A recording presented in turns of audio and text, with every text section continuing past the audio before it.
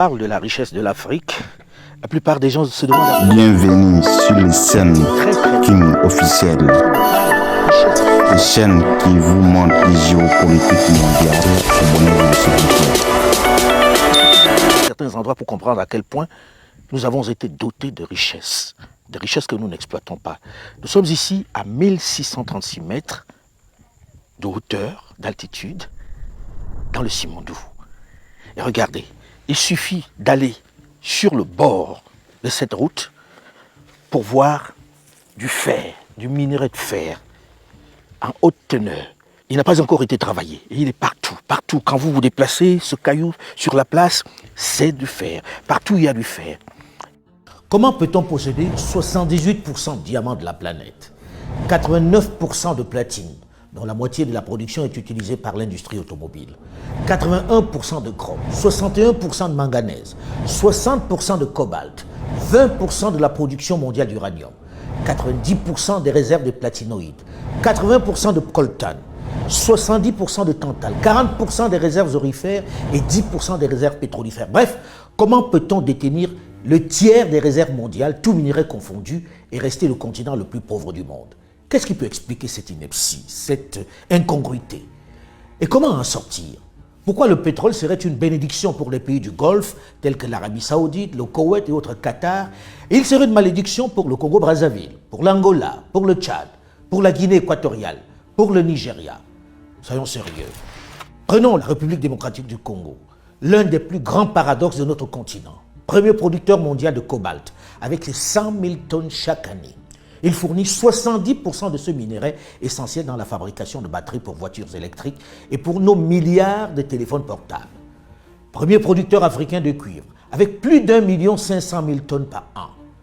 Le Congo est assurément un scandale géologique, puisque la liste de ces minerais est longue et importante. Diamant, près de 19 millions de carats par an. Or, plus de 40 000 kg par an. Zinc, 7 800 tonnes. J'arrête là l'inventaire parce que, comme le disait l'auteur Frantz Fanon, l'Afrique a la forme d'un revolver dont la gâchette est le Congo. Les superlatifs, pour le dire, sont foison. Scandale géologique, pays béni des dieux. Mais dans le même temps, l'immense majorité de la population dans ce territoire grand comme l'Union européenne, avec cette immense richesse, vit avec moins d'$1 par jour. Prenons la Guinée, un autre scandale géologique. Elle est dotée de certaines des réserves de minéraux les plus convoités de la planète, dont 40 milliards de tonnes de bauxite, la plus grande réserve du monde. À cela s'ajoute, tenez-vous bien, plus de 20 milliards de tonnes de minerais de fer. Les réserves potentielles d'or sont estimées à 700 000 tonnes. Diamants, 30 à 40 millions de carats de réserves prouvées, 500 millions de carats de réserves probables. L'or et les quantités indéterminées d'uranium. Mais 55% des 11 millions d'habitants de la Guinée vivent avec moins de 1,25 $ par jour.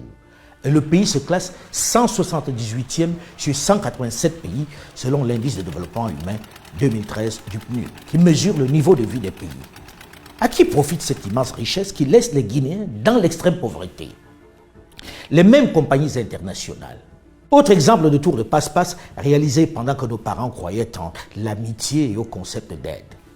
Le Niger et son uranium, où l'État cède en 1968 la principale concession d'Arlit de 375 km² utilisée comme combustible nucléaire dans les centrales nucléaires en France et pour la force de dissuasion nucléaire française.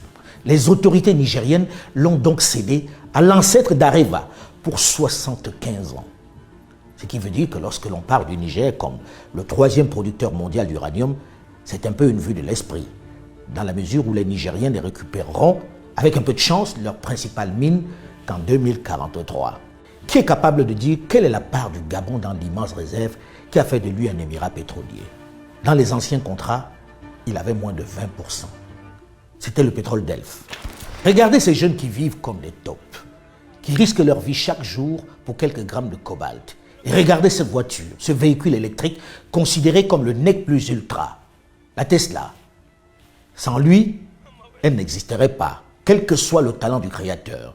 Mais regardez le fossé qui sépare le monde du fabricant de celui du creuseur. Cherchez l'erreur. Nous ne savions rien de ce qui se passe et nous n'avons même pas la quantité du pétrole qui sortait de notre pays. Nous ne la connaissions pas. Vous voulez dire que les autorités congolaises ne la connaissaient pas. ne connaissaient pas la quantité de pétrole extraite de leur sol? Par quel moyen? Là, on a, si vous voulez, à mon avis, utilisé, ou comment dire, un peu la naïveté, je dirais, des dirigeants des pays hôtes, des producteurs. C'est le FMI, c'est la Banque mondiale. Qui décide de céder vos richesses à des entreprises. Qui conseillent, qui vous disent, vous, État congolais, vous n'avez plus les moyens financiers de maintenir et de développer vos actifs miniers.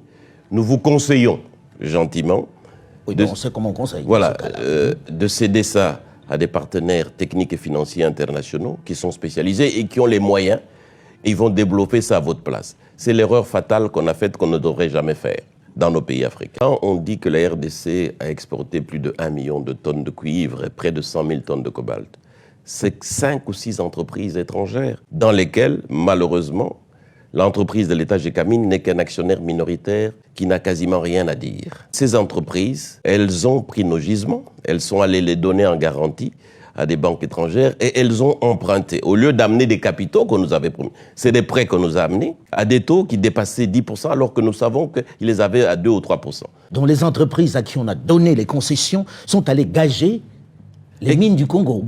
Auprès des banques. Et ont emprunté alors qu'elles devaient amener des capitaux. Elles ont amené plutôt des prêts. En gros, les firmes Glencore, China Mobile Denom et Sycomine, qui détiennent les 2 tiers de cette matière minérale qu'est le cobalt, réalisent 18 à 20 milliards de dollars. Des chiffres surréalistes sur le seul cobalt et le cuivre de RDC. Tandis que l'État congolais ne perçoit que 1,3 milliard, c'est-à-dire à peine 10%. Vous avez bien entendu, à peine 10%. Dans ce cas, qui est le vrai patron du pays? Tout Gabonais a 2 patries. Le Gabon et puis la France. Pensez-vous, très sérieusement, que cet homme puisse lire dans le contrat pétrolier élaboré par Paris?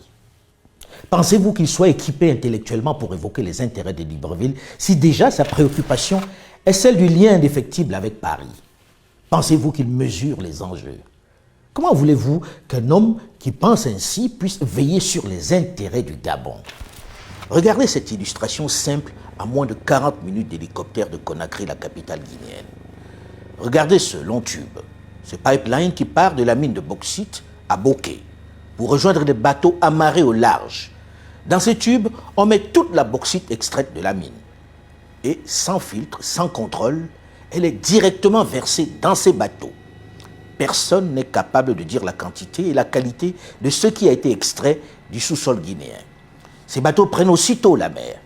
Et c'est une fois à destination, plusieurs semaines après, en Chine, que l'on déclare à l'État guinéen les quantités et la qualité de ce qui a été extrait. L'entreprise chinoise peut donner les chiffres qu'elle veut. On est obligé de la croire. Personne n'a le moyen de contrôler si elle a dit la vérité ou pas.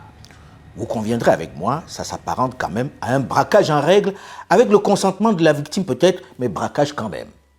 C'est qu'une grande partie de l'argent qui est dans notre porte-monnaie vient précisément de l'exploitation, depuis des siècles, de l'Afrique. Pas uniquement, mais beaucoup viennent de l'exploitation de l'Afrique. Mais ces dénonciations ne peuvent suffire à corriger ces injustices, ces pleurs, ces marches. Aussi utiles soient-elles, elles ne peuvent être notre seule arme. Le moment est peut-être venu pour une jeunesse plus diplômée, plus au fait, d'élaborer une stratégie plus efficace pour reprendre son patrimoine, pour rétablir la justice. Il ne s'agit de chasser personne, il ne s'agit de stigmatiser personne. Il s'agit d'utiliser les armes modernes qui ont fait défaut à nos parents, le droit, tout simplement. Aujourd'hui, commençons par les ressources minières, les matières premières dont nous sommes les principaux pourvoyeurs.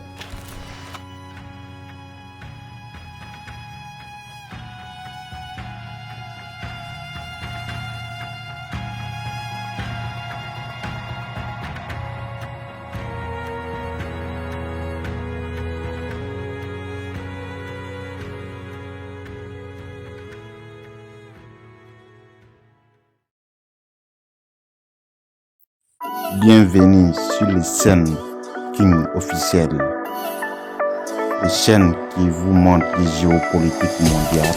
Abonnez-vous s'il vous plaît. Bienvenue sur les chaînes King officielles, les chaînes qui vous montrent les géopolitiques mondiales. Abonnez-vous s'il vous plaît.